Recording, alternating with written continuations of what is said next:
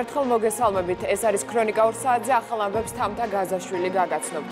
როგორია საოკუპაციო რეჟიმის მიერ დაჭრილი და გადაცებული მოქალაქის ჯანმრთელობის მდგომარეობა, რა ინფორმაცია აქვს ქართულ მხარეს ზაზა გახელაძის შესახებ.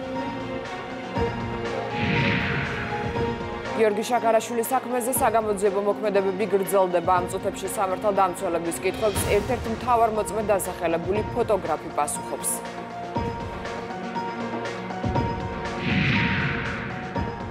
საპარლამენტო არჩევნებამდე 4 თვით ადრე გამოქვეყნებული კვლევა, რომელიც ტელეკომპანია ფორმულამ ამერიკულ კომპანია Edison Research დაუკვეთა პოლიტიკური სპექტრის დიდი ნაწილისათვის არადამაჯერებელია. მეტიც მმართველი გუნდისთვის პარტიულ რეიტინგში მიღებული 39% იუმორი საგანიც კი გახდა. სოფო ბერიძე მუშაობს თემაზე და მისგან მოვისმენთ როგორც ჩატარებული კვლევის დეტალებს, ასევე პოლიტიკურ შეფასებებს. თამთა დიახ, კახა კალაძემ თქვა, რომ არა 39, არამედ 59% უნდა ეწეროს იმისთვის, რომ რეალური შედეგი ეჩვენებინათ ამ კვლევით დამკვეთებს. ასეთია მმართველი პარტიის აღმასრულებელი მდივნის შეფასება ამ კონკრეტულ კვლევასთან დაკავშირებით. ქართული ოცნება ამბობს, რომ რეალური კვლევის სთავაზობს ქართული ოცნების ზოგიერთი დეპუტატი ჟურნალისტებსაც კი, რომ მათთან ერთად გავიდნენ ხალხში და ერთად ნახონ რეალური განწყობები, რაც ქართულ ოცნებასთან მიმართებაში არსებობს. რაც შეეხება ოპოზიციას, შეიძლება ითქვას, რომ არც ოპოზიციაშია ყველა კმაყოფილი ამ შედეგით და ყველა შეიძლება ითქვას, რომ ამ შედეგებს, კვლევის შედეგებს არენდობა. მაგალითად, გიორგი ვაშაძე ირწმუნება, რომ მისი რეალური რეიტინგი არა 3%, არამედ გაცილებით მეტი იქნება. ნაციონალურ მოძრაობას მოსწონს თუ არა საკუთარი 16%, რაც ამ კვლევაში წერია. კონკრეტულ კითხვაზე კონკრეტული პასუხი ვერ მივიღეთ, თუმცა სალომე სამადაშვილმა თქვა, რომ ეს შედეგი არის იმის მაჩვენებელი, რომ საზოგადოება ოპოზიციურ ერთობას ითხოვს. უნდა აღნიშნოს, რომ მეტნაკლებად, როგორც ჩანს, კვლევით არის შეიძლება ითქვას კმაყოფილი კვლევის შედეგებით ევროპული საქართველო, რადგან ირწმუნებიან, რომ ეს კვლევა აჩვენებს იმას, რომ საპარლამენტო არჩევნებზე ხელისუფლება შეიცვლება. ქართულ ოცნებაში კი ამბობენ, რომ კვლევის შედეგებში არის მნიშვნელოვანი შეცდომა. 29-ის ნაცვლად, როგორც კახა კალაძემ თქვა, უნდა ყოფილიყო რეალურ შედეგთან მიახლოებული კვლევა, რომ ეჩვენებინათ 59%. კონკრეტულ კვლევებში, როდესაც ქართულ ოცნებას 39% დაუწერეს, სავარაუდოდ წინა ციფრი შეეშალა 3-იანის მაგივრად 5-იანი უნდა ყოფილიყო. პარტია ქართული ოცნება დემოკრატიული საქართველო არის ერთადერთი ძალა ქვეყანაში, ვისაც რეალურად აქვს იმის შანსი, რომ უმრავლესობით, ძალიან დიდი უმრავლესობით, შეიძლება საკონსტიტუციო არა, მაგრამ ძალიან დიდი უმრავლესობით მოვიდეს პარლამენტში ყოველგვარი კოალიციების გარეშე. თქვენ ენდობით იმ კვლევას, იმ ორგანიზაციის კვლევას, რომელიც წინა პერიოდის განმავლობაში ზოგჯერ შეცდა 15%-ით, ზოგჯერ შეცდა 20, 25 ან ხან იყო შემთხვევები 30%-ით. გუშინ საღამოს რაც გამოქვეყნდა, იმის მიხედვითაც კი ყველაზე პრიმიტიული მარტივი ალოკაციით გამოდის ქართული ოცნების რეიტინგი 50%-მდე. თუ ალოკაციას გააკეთებთ, დარჩენილ 20%-ში. აქედან გამომდინარე, წარმოიდგინეთ ფორმულას დაკვეთით ჩატარებულ კვლევაში კი 50%-მდე ქართულ ოცნებას და იმდენად მაღალი რეიტინგი აქვს, ანუ აქედან გამომდინარე დაამახინჯეს ბოლომდე ციფრები, ფაქტები, მაგრამ იმდენად ვერა, რომ ის რეალობა რაც არის, საზოგადოებრივი განწყობის, ხალხის განწყობის სახით, ისე დაემახინჯებინათ, რომ სიტუაცია ამოეყირავებინათ. მაგარი კვლევები ჩაატარა ქეზერაშვილმა, ამ ოპოზიციის მიერ ჩატარებული კვლევამ უკვე მოგჭამა ჭირი წავიდა. აღარ არსებობს. მე გთავაზობთ ნებისმიერ ჟურნალისტს, გავიდეთ ქუჩაში და გამოვკითხოთ ჩვენი საზოგადოება თუ რამდენად ენდობიან ქართულ ოცნებას და აქვს თუ არა ნდობა სხვა იმ ძირითადად მავნე პოლიტიკურ ჯგუფებს, რომლებიც წარმოდგენილი არიან დღეს პოლიტიკურ ასპარეზზე. მიუხედავად იმისა, ძალა, რომელიც ნაციონალური მოძრაობა და მისი განაყოფი ხელისუფლებაში ყოფნის დროს მუდმივად აყალბებდნენ კვლევებსაც და შედეგებსაც, ოპოზიციაშიც იგივეს აგრძელებენ და სერიოზულად, რა თქმა უნდა, რთულია მის შეფასებად. მაგრამ ამ კვლევებშიც კი ქართული ოცნება თვითონ ნაციონალურ მოძრაობას და თვითონ იმ პარტიას, რომელიც დაკვეთასაც ეს კვლევა ასრულებს, 8-ჯერ და 10-ჯერ უსწრებს.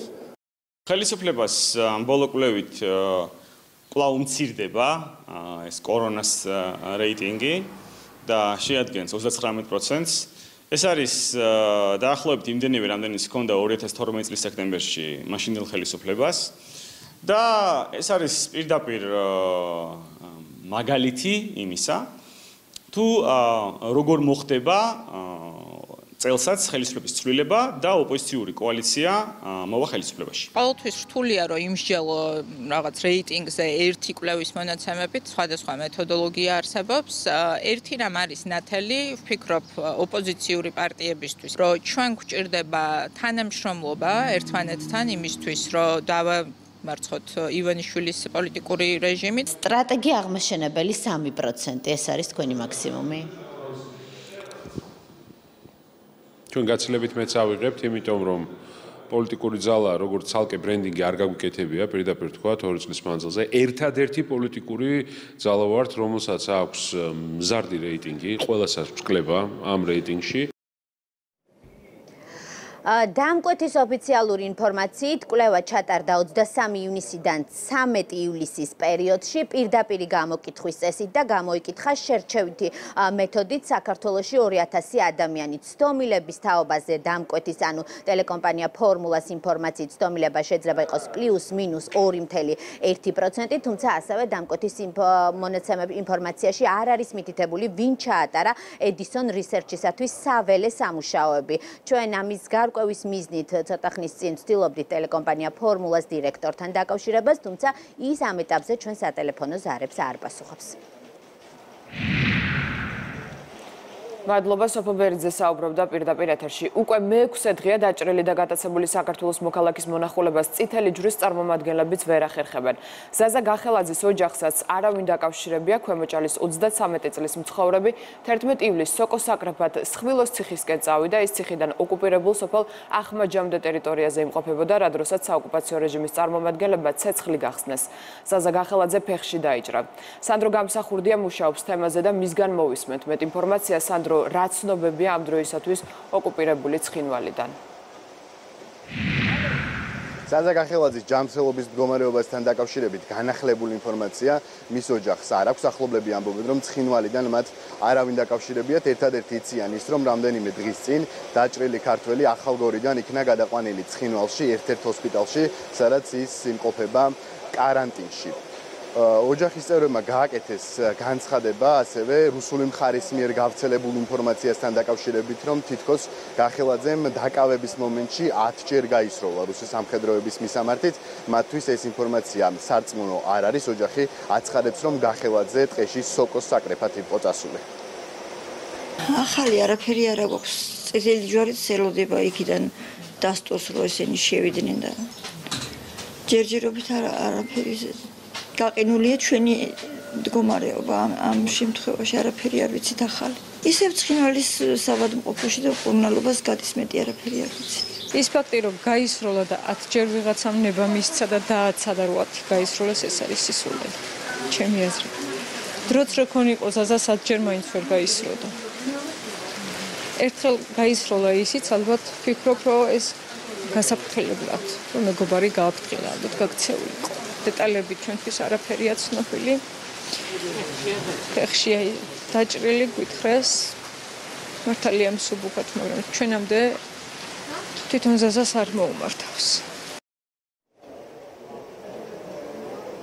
ზაზა გახელაძის ჯანმრთელობის მდგომარეობა დამაკმაყოფილებელია და მის სიცოცხლეს ამ დროისთვის საფრთხე არ ემუქრება. ამ ინფორმაციას ავრცელებს სამოქალაქო თანასწორობისა და შერიგების საკითხებში სახელმწიფო მინისტრის მოვალეობის შემსრულებელი.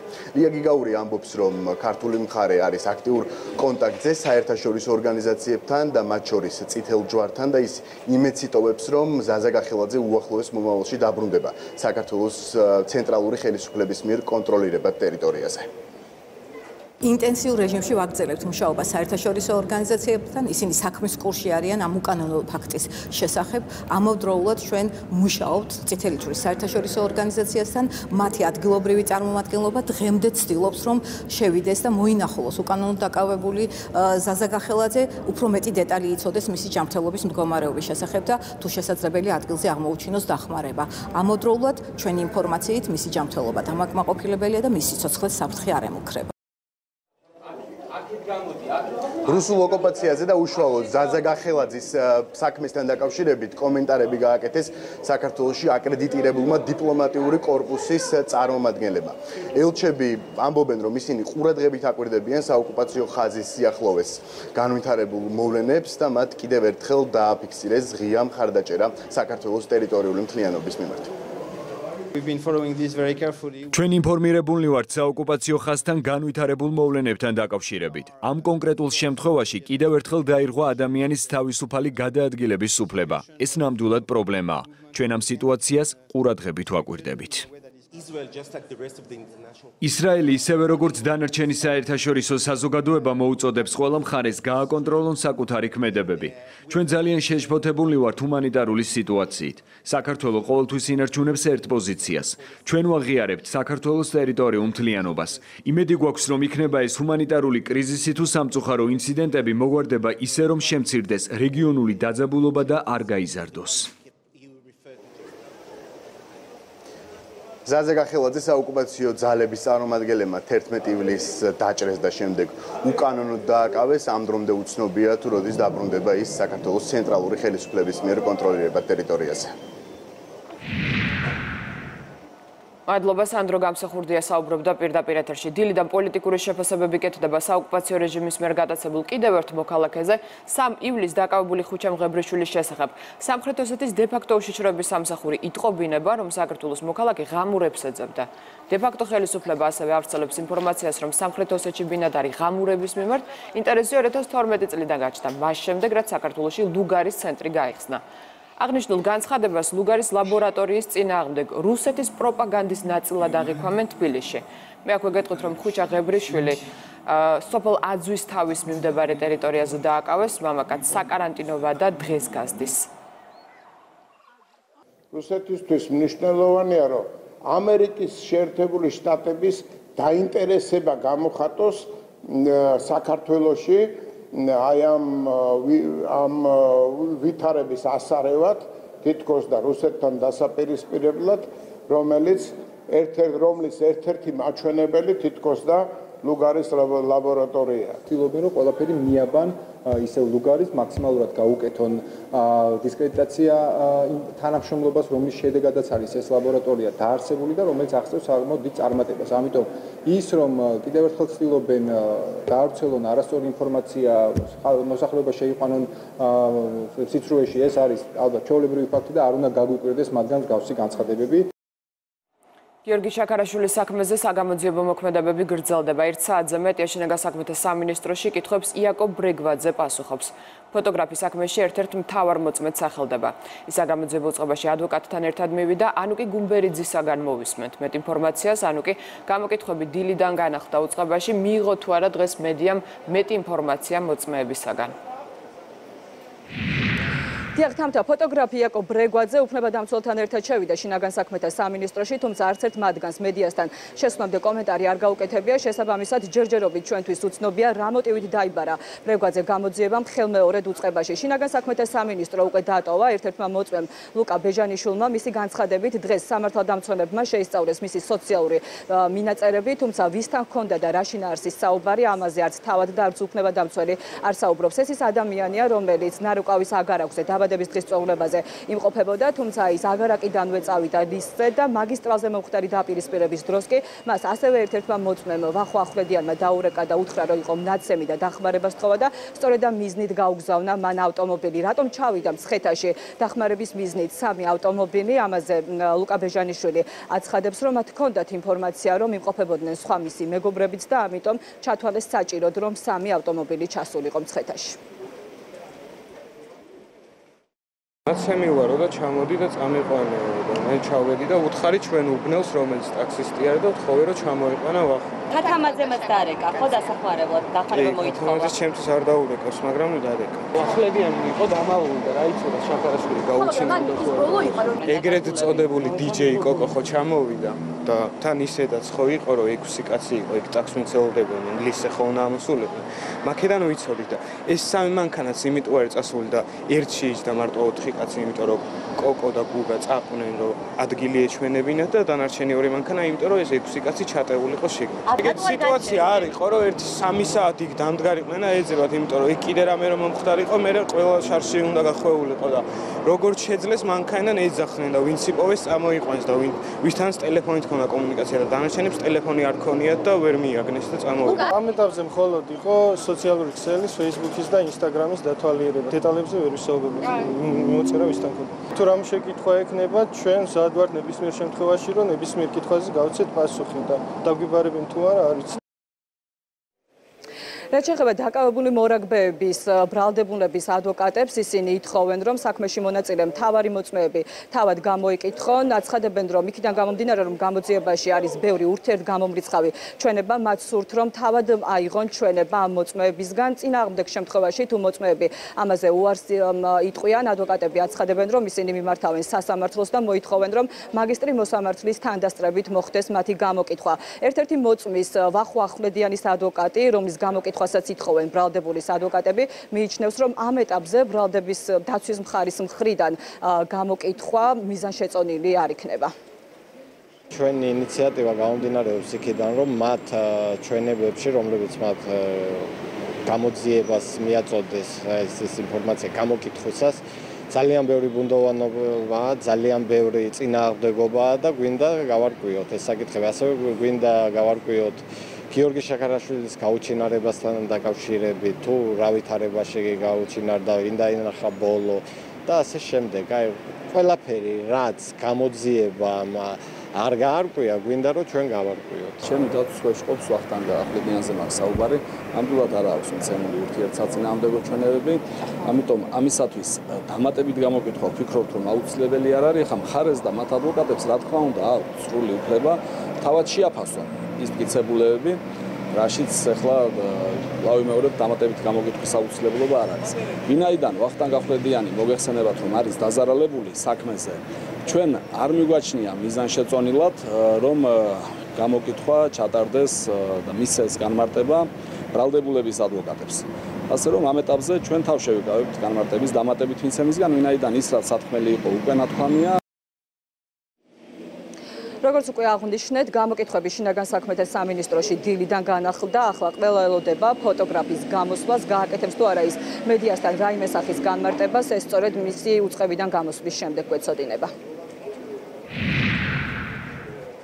მადლობა, ანუკი გუმბერიძე საუბრობდა პირდაპირ ეთერში. პრეზიდენტი გიორგი შაქარაშვილის საქმეზე გაკეთებულ განცხადებას განმარტავს. სალომე ზურაბიშვილს მიაჩნია, რომ ძალადობის წახალისებაზე მითითებები უსაფუძვლოა. მისი განმარტებით მას ერთ-ერთზე ჩხუბიან ძალადობა არ გაუმართლებია და თქვა, რომ ვაჟკაცობა აღიარებასა და მონანიებაშია. პრეზიდენტმა კრიტიკა 2 დღის წინ გაკეთებული განცხადების გამო დაიმსახურა, მან შაქარაშვილის საქმეზე საუბრისას შემდეგ ითქვა: ვაჟკაცობა ვიცი ერთ-ერთზე, არ ვიცი მე ჯგუფური აგრესიული ძალადობა ადამიანებზე ძალიან მიუღებელია, ძალიან არაქართული. ეს არის ციტატა 2 დღის წინანდელი განცხადებიდან. დავიღალე თქვენი უпроსტორეთ რამოდენიმე ტელევიზიის ბულინგით ჩემს მიმართ. თუ თქვენ არ გესმით ქართული, თქვენი პრობლემა არის. თუ ვერ კითხულობთ წინადადებას ბოლომდე, თქვენი პრობლემა არის და მცდელობა რომ მე გამასაღოთ როგორც პრომოძალადე არის ძალიან სასაცილო რომ არ იყოს სატირანი. და თუ ვერ გაიგეთ, წაიკითხეთ. თქვენ უნდა ისწავლოთ კითხვა. თუ ვერ გაიგეთ, ძალიან ცუდი არის. მაცალეთ ერთი წუთი, მე რაც ვიგულისხმე, არის რომ ერთ-ერთზე არის ყველაფერი. არ მithქვამს ერთ-ერთზე ძალადობა კარგი არის თუ რაღაცა. ერთ-ერთზე ვთქვი, არ მithქვამს არც ჩხუბი. ვთქვი, ვაჟკაცობა არის ერთ-ერთზე და ერთ-ერთზე არის ცხოვრებაში ყველაფერი. ლაპარაკი, სიყვარული, ალბათ არ იცით. არ მithქვამს არც ჩხუბი, არც გარჩევა. მე თქვენ არ გელაპარაკებით, პასუხები არ მჭირდება. ასე რომ ეს არ მithქვამს და ვთქვი ის რომ ვაჟკაცობა არ არის ძალადობაში, არ არის ჯგუფურ ძალადობაში, ვაჟკაცობა არის აღიარებაში და ამაზე უნდა გეფიქრათ და ვაჟკაცობა არის მონანიებაში. მეტი არაფერი არ მაქვს სათქმელი. რა გამოცდილება მიიღო საქართველოს პანდემიის პირობებში? თემაზე გაიმართა დისკუსია, რომელიც პრეზიდენტმა გახსნა. სალომე ზურაბიშვილმა ქვეყანაში არსებული ეპიდვითარება მიმოიხილა, ისაუბრა მსოფლიოს წინაშე არსებულ გამოწვევებსა და ამ პირობებში საქართველოს მთავრობის მიერ გადადგმულ ნაბიჯებზე. თქვა, რომ ქვეყანამ წარმატებით ჩააბარა რთული ტესტი, თუმცა ბრძოლა გრძელდება და მნიშვნელოვანია ეფექტიანი ნაბიჯების გადადგმა გაგრძელდეს. შეხვედრაში მონაწილეობდნენ ჯანდაცვის მინისტრი, დიპლომატიური კორპუსის წარმომადგენლები და სხვა მაღალი რანგის სტუმრები. ღონისძიების ორგანიზატორი კეისი იყო. კორონავირუსის კრიზისის შემდეგ, რომელმაც მთელ მსოფლიოს შეუქმნა პრობლემები, ვფიქრობთ, როა წინ წავიწიოთ. კოვიდის კრიზისი საქართველოსთვის ისევე როგორც ბევრი ქვეყნისთვის საკმაოდ რთული გამოცდილება იყო, თუმცა შეიძლება ითქვას, რომ ჩვენ ეს ტესტი ჩავაბარეთ. ამაში დაგვეხმარა შესანიშნავი ეპიდემიოლოგები, მთავრობის ეფექტური მუშაობა და პასუხისმგებლიანი საზოგადოება. კოვიდის მიუხედავად ჩვენ შევძელით წინ გვევლო, რაც ნიშნავს პოლიტიკური წარმატების ისტორიას და გულისხმობ კონსტიტუციურ შესწორებებს. მიუხედავად დაძაბული და რთული დასაწყისისა აღნიშნული პროცესი, რომელიც ყველას მიერ დანახული იყო როგორც დემოკრატიული არჩევნების წინაპირობა, პოზიტიურ დასკვნამდე მივიდა. ამ პროცესის აღნიშნული დასასრული კი აქ წარმოდგენილი საერთაშორისო საზოგადოების და ფასილიტატორების დამსახურება. ძირითადად პოლიტიკური პროცესი საქართველოში არ იყო შეფერხებული კოვიდ კრიზისის მიერ და ჩვენ ნამდვილად ყველაფერს გავაკეთებთ, რომ მან ხელი არ შეგუშალოს და ზეგავლენა არ მოახდინოს მომავალ საარჩევნო კალენდარზე. დღეს ძალიან მნიშვნელოვანი კონფერენცია გქონდა. ჩვენთვის, უცხოელი დიპლომატებისთვის ძალიან მნიშვნელოვანია, რომ მოვისმინეთ ინფორმაცია უშუალოდ გადაწყვეტილების მიმღები პირებისგან. გავიგეთ, თუ როგორ უმკლავდება საქართველოს ხელისუფლება ამჟამინდელ გამოწვევებს, არა მხოლოდ COVID-19-ის კუთხით, არამედ პოლიტიკური უსაფრთხოების გამოწვევებსაც. ასეთი ამომწურავი კვლევის გაცნობა ყველა იმ გამოწვევაზე, რომელიც საქართველოს წინაშეა, ძალიან სასარგებლოა ჩვენთვის, რადგან ჩვენ ამის შესახებ ვამცნობთ ჩვენს მთავრობებს და ეს ავითარებს ორმხრივ ურთიერთობებს. დიპლომატიურ კორპუსს მიაწოდეს საჭირო ინფორმაცია თუ როგორ გადალახა ქვეყანამ პანდემიის პირველი ტალღა, როგორი არის ქვეყნის სამზადისი შესაძლო მეორე ტალღისათვის. განსაკუთრებით აღსანიშნავი იყო ქალბატონი პრეზიდენტის აქცენტები საგარეო ვექტორთან დაკავშირებით. ვფიქრობ, რომ ეს შეხვედრები ხელს შეუწყობს, რომ მეტი კომუნიკაცია, მეტი ურთიერთგაგება დამყარდეს ქართულ სახელმწიფოსა და დიპლომატებს შორის. ეს რა თქმა უნდა ხელს შეუწყობს მშვიდობას ქვეყანაში, სტაბილურობას და მის განვითარებას. ავღანეთში კიდევ 10 ქართულ სამხედრო მოსამსახურეს კორონავირუსი დაუდასტურდა, ისინი სამშობლოში გერმანიის საჰაერო ძალების სამხედრო თვითმფრინავის სპეციალური რეისით უკვე ჩამოიყვანეს. მათ ჯანმრთელობაზე გორის ჰოსპიტალში ზრუნავენ. აქვე გეტყვით, რომ ერთი კვირის წინ COVID-19-ის დიაგნოზით ავღანეთიდან 28 სამხედროს გადმოყვანა გახდა საჭირო, ეს იგივე შემადგენლობაა ყველას ინფიცირების წყარო თავდაცვის სამინისტროს ცნობით ადგილობრივ ავღანელ პერსონალს უკავშირდება. აღსანიშნავია, რომ 10 ივლისს გადმოყვანილი 28 სამხედრო მოსამსახურიდან 8 უკვე გამოჯანმრთელდა.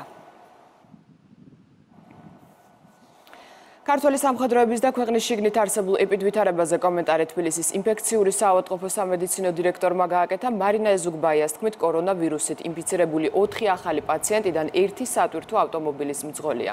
3 კი საკარანტინო სივრციდანაა. ბოლო 24 საათში გამოჯანმრთელდა კიდევ 2 პაციენტი, 1010 დადასტურებული შემთხვევა, 885 გამოჯანმრთელებული, 15 გარდაცვლილი, 5497 კარანტინში. ასეთია საქართველოს უახლესი COVID სტატისტიკა. 4 ახალი დადასტურებული შემთხვევიდან ყველა გახლავთ შემოტანილი, ანუ იმპორტირებული შემთხვევა. ერთი არის სატვირთო ავტომანქანის მძღოლი, ხოლო დანარჩენი გახლავთ საკარანტინო სივრცეში დადასტურებული შემთხვევები. საქართველოს თავდაცვის ძალების ნატოში მტკიცე მხარდაჭერის მისიაში ავღანეთში როტაციით მყოფი სამხედრო მოსამსახურეების კიდევ 10 პირი ჩამოყვანილ იქნა, სადაც საქართველოში მათ იქ დაუდასტურდათ COVID-19 და ამ ეტაპზე ისინი უკვე განთავსებულები არიან გორის სამხედრო ჰოსპიტალში. მათი მდგომარეობა ყველასი არის თითქმის დამაკმაყოფილებელი. დღევანდელი ვითარება იძლევა იმის თქმის შესაძლებლობას, რომ სწავლა 15 სექტემბერს საკლასო ოთახებში დაიწყოს. ამის შესახებ განათლების სამინისტროში განაცხადეს, სადაც განმარტავენ, რომ მუშაობა სპეციალისტებთან ყოველდღიურ რეჟიმში მიმდინარეობს. დღესვე ჯანდაცვის მინისტრის მოადგილემ განაცხადა, რომ სასწავლო პროცესი სავარაუდოდ შერეული სწავლების მოდელით განახდება, რომელიც როგორც უშუალოდ სკოლაში სიარულს, ასევე ონლაინ სწავლებას მოიცავს. როგორც თამარ გაბუნიამ პარლამენტში ყოფნისას განმარტა, უახლოეს პერიოდში გამოქვეყნდება რეკომენდაციები, რომელიც სკოლებმა უნდა დაიცვან.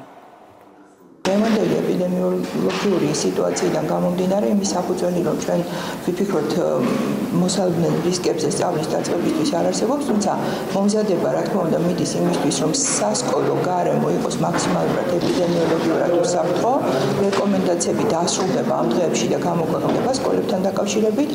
ერთი ძალიან მნიშვნელოვანი მოდელი, რომელზედაც ჩვენ ვფიქრობთ და რაც გლობალურად აღიარებულია, ეს იქნება შერეული მოდელი, რომელიც ითვალისწინებს გარკვეულ ნაწილად ონლაინ სწავლებას და გარკვეულ ნაწილად საკლასო სწავლებას. აბიტურიენტი, რომელსაც კორონავირუსი დაუდასტურდა, ინგლისური ენის გამოცდას დღეს კლინიკაში მოწყობილ საგამოცდო სივრცეში ჩააბარებს. რაც ეხება მასთან შემხებლობაში მყოფ სხვა აბიტურიენტებს, მათ საგამოცდო ცენტრებში დაუშვებენ. აღსანიშნავია, რომ საქართველოს მასშტაბით დღეს გამოცდას უცხოურ ენებში აბარებენ, ტესტირება 2 სესიად ტარდება. დღეს დაგვიანების ფაქტი არ დაფიქსირებულა. სხვადასხვა უწყებების კოორდინირებული მუშაობის შედეგად გადაწყდა, რომ ამ აბიტურიენტს უნდა მიეცეს უფლება გამოცდებში მონაწილეობისა, თუმცა მეტი უსაფრთხოებისთვის მიღებული იქნა გადაწყვეტილება, რომ საგამოცდო ცენტრად ამ შემთხვევაში განისაზღვროს ის სამედიცინო დაწესებულება, სადაც ის ამჟამად გადის კურნალობას. განხორციელდება ჩვეულებრივად ვიდეო თვალთვალი, როგორც ეს ხდება საგამოცდო სექტორში, ასევე მას მოემსახურება 2 მეთვალყურე, რომელიც ცხადია სპეციალურად იქნება ეკიპირებული და ტესტი დაიწყება იმავე დროს, ის წერს იმავე ტესტს, რომელსაც ყველა დანარჩენი აბიტურიენტი დღეს მეორე სესიაზე. კახაკალაძემ თბილისის სატრანსპორტო პოლიტიკა წარადგინა. მერის გეგმის თანახმად წლის ბოლოსათვის თბილისში ყვითელი ავტობუსები სრულად შეიცვლება. შემოვა ევრო 6-ის ახალი ავტობუსები. ამას გარდა კახაკალაძის თქმით, სატრანსპორტო პოლიტიკის ნაწილი ასევე საცობების და ჰაერის დაბინძურების შემცირება. ამისათვის კი მხოლოდ საზოგადოებრივი ტრანსპორტის მოწესრიგება საკმარისი არ არის. აღსანიშნავია, რომ თბილისში 2 ახალი საბაგირო გზა მოეწყობა, საუბარია პროექტებზე სამგორისა და ნაძალადევის რაიონებში. პრიორიტეტი ენიჭება საზოგადოებრივ ტრანსპორტს, პრიორიტეტი ენიჭება ფეხით მოსიარულეებს, ველობილიკების, სკუტერების შესაბამისი ინფრასტრუქტურის მოწყობა. ყველა განვითარებულმა ქვეყანამ, განვითარებულ დიდ ქალაქებში, სადაც ანალოგიური პრობლემები იყო, რაც გვაქვს დღეს ჩვენ, რამოდენიმე ათეული წლის წინ ზუსტად დაიწყეს ამ პროექტების განხორციელება და შესაბამისად ჩვენ გვინდა ეს საუკეთესო გამოცდილებები, რაც აქვს დიდ ქალაქებს, გავიზიაროთ და დედაქალაქში მოვაწესრიგოთ ეს მიმართულება. სამხრეთ კავკასიაში ეს არის პირველი გეგმა, რომელიც მუშავდება ქალაქისთვის, მობილობის გეგმა და ეს გულისხმობს როგორც სატრანსპორტო საშუალებების, ისე ყველა მომხმარებლის ინტერესების გათვალისწინებით ქალაქის სატრანსპორტო სისტემის დაგეგმარებას. აქ საუბარია როგორც ველომოყვარულებზე, ქვეითებზე, შეშემოდგმულ პირებზე, ცხოველებზე, ისე რომ რაც შეიძლება ნაკლები დაბინძურება მოდიოდეს ტრანსპორტისგან, რაც შეიძლება ნაკლები რისკი იყოს საგზაო სატრანსპორტო შემთხვევების და ქალაქი გახდეს როგორც საცობებისგან თავისუფალი, ხო?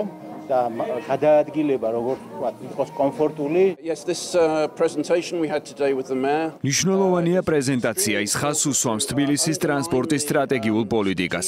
წარმოჩენილია ქალაქის მერის სურვილი, განავითაროს ტრანსპორტირების მდგრადი საშუალებები და გახადოს ეს ქალაქი ისეთი, სადაც ყველა კომფორტულად ცხოვრობს. ეს კი ძალიან მნიშვნელოვანია. ჩვენ ხალხის გადაადგილებაზე ვსაუბრობთ, ჩვენ ახალ გზებს ვერ ავაშენებთ, არამედ არსებული უნდა გამოვიყენოთ.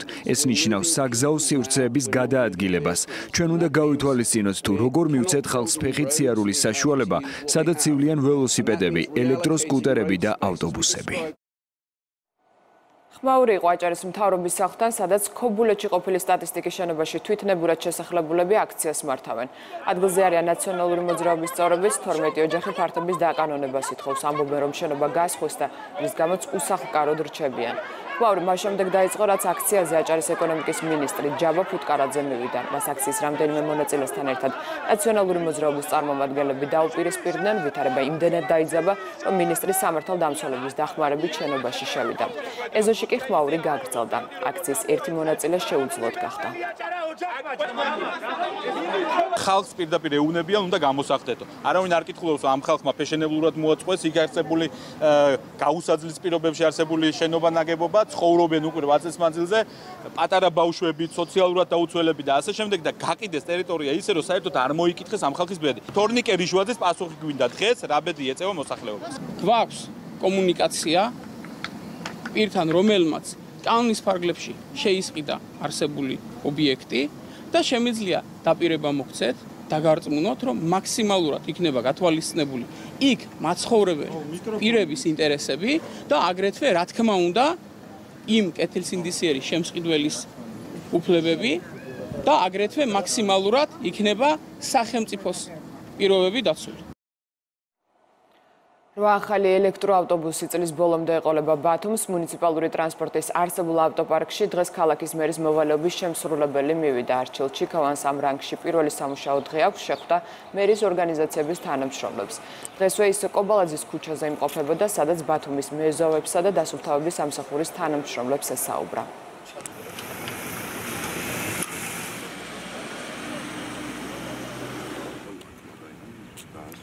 ევროკავშირის სია, რომელთა მოქალაქეებსაც გაერთიანების ტერიტორიაზე შესვლა შეეძლებათ, 12-მდე შემცირდა. უსაფრთხო ქვეყნებად აღარ მიიჩნევა სერბეთი და მონტენეგრო. შესაბამისად, ევროკავშირის საბჭო მოუწოდებს წევრ ქვეყნებს საზღვრები გაუხსნას საქართველოს, ავსტრალიის, ალჟირის, ახალი ზელანდიის, იაპონიის, კანადის, მაროკოს, რუანდის, სამხრეთ კორეის, ტაილანდის, ტუნისის და ურუგვაის მოქალაქეებს.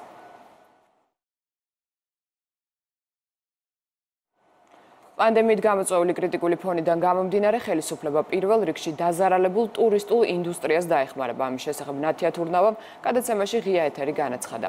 მინისტრმა ანტიკრიზისულ გეგმაზე ისაუბრა და განმარტა, რომ ქვეყანა მეორე პაკეტის ამოქმედების ეტაპზე გადადის.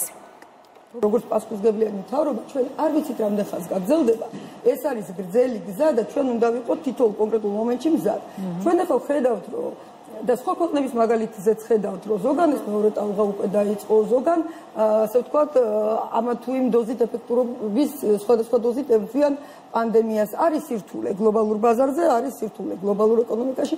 ევროზონის დაცემის ნავაროუდები ტემპი ეკონომიკური დაცემის არის დაახლოებით -10%. ეს ძალიან მნიშვნელოვანია და აქედან გამომდინარე, ახლა შევდივართ ჩვენ იმ ეტაპზე გადავდივართ, როდესაც უკვე მეორე პაკეტი უნდა იყოს. ინდოეთსა და ბრაზილიაში COVID-19 შემთხვევების რაოდენობა ერთი თვის განმავლობაში 2-ჯერ გაიზარდა. ეპიდვითარება განსაკუთრებით მწვავეა ლათინური ამერიკის ქვეყნებში. გაეროს ექსპერტები სამხრეთ ამერიკაში კორონავირუსის კრიზისის გამო 9 მილიარდამდე ადამიანის უკიდურეს სიღარიბეს ვარაუდობენ. პანდემიის ეპიცენტრი კვლავ ამერიკის შეერთებული შტატებია, სადაც ინფიცირებულთა რაოდენობა 3.7 მილიონს აღწევს.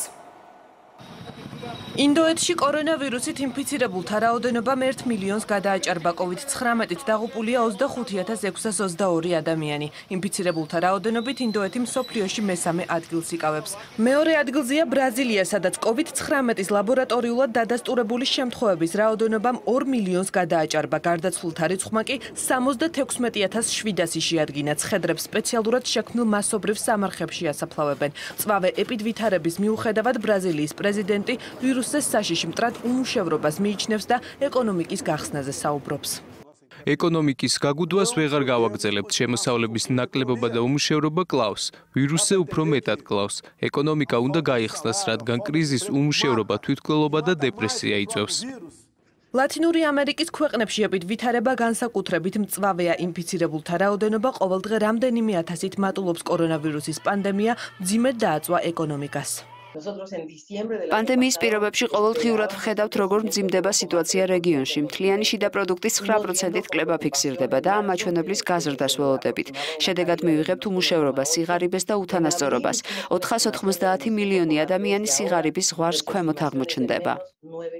ჰუმანიტარულ კრიზისს გაერო მხოლოდ ლათინურ ამერიკაში არ პროგნოზირებს. ორგანიზაციის განცხადებით, კორონავირუსის პანდემიის გამო წლის ბოლოს მთელი მსოფლიოს მასშტაბით 265 მილიონი ადამიანი შესაძლოა შიმშილობის წინაშე აღმოჩნდეს. ამ პრობლემის დასაძლევად გაერო 10 მილიარდზე მეტი დოლარის დახმარებას ითხოვს, რაც რეკორდული თანხაა. იგი დაბალი შემოსავლის მქონე ქვეყნებს და მოწყვლად საზოგადოებებს მოხმარდება. სანამ გაერო მსოფლიოს მდიდარ ქვეყნებს მილიონობით დოლარის გამოყოფაზე დაითანხმებს, კორონავირუსის აფეთქებაზე ბრძვიან ტოკიოში, სადაც ინფიცირების რეკორდული დღიური მაჩვენებელი დაფიქსირდა.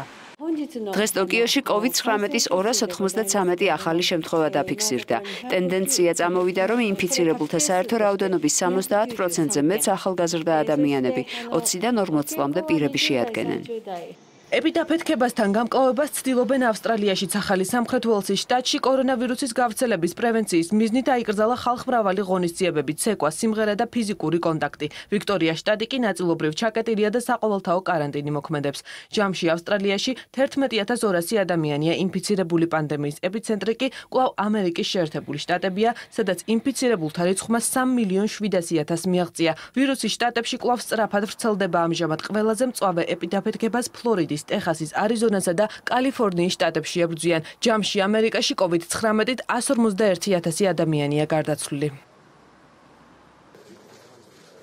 ევროპის ქვეყნებში კი COVID-19-ით ინფიცირების შემთხვევების სტაბილური კლების ტენდენცია შენარჩუნებულია. პანდემიით შექმნილი კრიზისის ფონზე ევროკავშირი ეკონომიკის აღდგენის მიზნით სტიმულირების პაკეტის მისაღებად ემზადება. კორონავირუსის პანდემიის დაწყების შემდეგ პირველად ლიდერები დღეს პირისპირ სამიტზე შეიკრიბნენ, სადაც 750 მილიარდი ევროს ოდენობის პაკეტის დამტკიცებაზე იმშელებენ.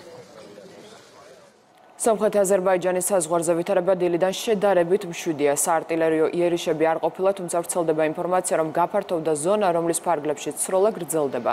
ოფიციალური ერევნის განცხადებით, დილის 11 საათის მდგომარეობით აზერბაიჯანმა 120 ჯერ დაარღვია ცეცხლის შეწყვეტის რეჟიმის სხვადასხვა კალიბრის იარაღით.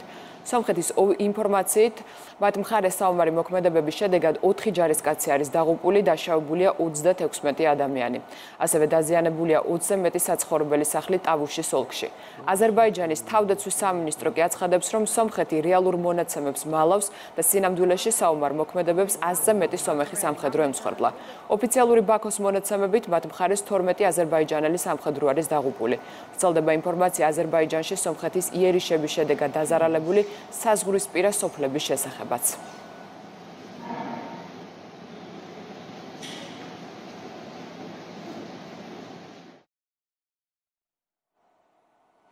კლიმატური ცვლილებების გამო დროთა განმავლობაში ზაფხულის მაღალი ტემპერატურა სულ უფრო გაუსაძლისი გახდება კაცობრიობისათვის. ასეთ დასკვნამდე მივიდნენ სპეციალისტები, რომლებიც გლობალური დათბობის მიზეზებს და შედეგებს იკვლევენ. მსოფლიოს მასშტაბით მილიონობით ადამიანი სახიფათო სითბურის სტრესის წინაშე შეიძლება აღმოჩნდეს. ეს არის მდგომარეობა, რომელსაც ორგანოების გათიშვაც კი შეუძლია. პირველ რიგში საფრთხე ფერმერებს და მშენებლობაზე დასაქმებულებს დაემუქრებათ, რომლებსაც ღია ცის ქვეშ უწევთ მუშაობა. მეცნიერებს აფიქრებთ ის ფაქტიც, რომ გლობალურ დათბობას თან სდევს ჰაერში ტენიანობის მომატება, რაც გარემოს მაღალ ტემპერატურასთან ერთად ადამიანის ორგანიზმისათვის სახიფათო რისკად გარდაიქმნება.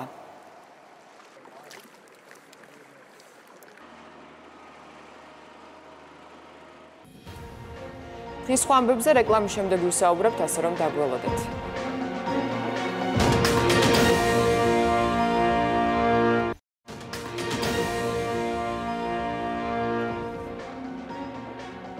რეკლამის შემდეგ ქრონიკა კვლავ პირდაპირ ეთერშია. საბაჟო საზღვარზე საქონლის გადაადგილებასთან დაკავშირებული წესის დარღვევის ფაქტზე უცხო ქვეყნის მოქალაქე ამხილეს. ფინანსთა სამინისტროს საგამოძიებო სამსახურის ცნობით, ბრალდებულმა საბაჟო გამშვები პუნქტი სარფის გავლით. მისი სატვირთო ავტომანქანით საქართველოში შემოიტანა არადეკლარირებული საქონელი. სხვადასხვა დასახელების მედიკამენტი და მცირე რაოდენობით სამრეწველო დანიშნულების საქონელი, რომელთა ჯამური საბაჟო ღირებულება 43,000 ლარს აღემატება.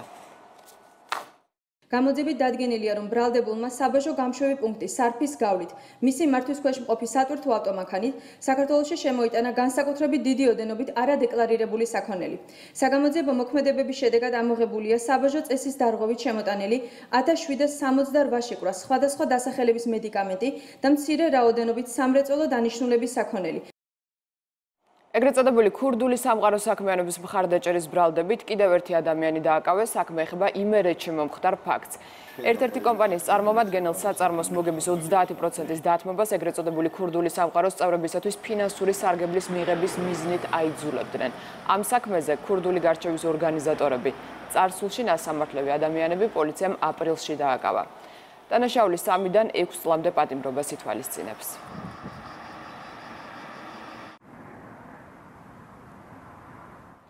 არმი ჰოლში სამეთაურო საშტაბო პროგრამის კურს დამთავრებულები დააჯილდოვეს. პროგრამა 70-მა მსმენელმა დაასრულა.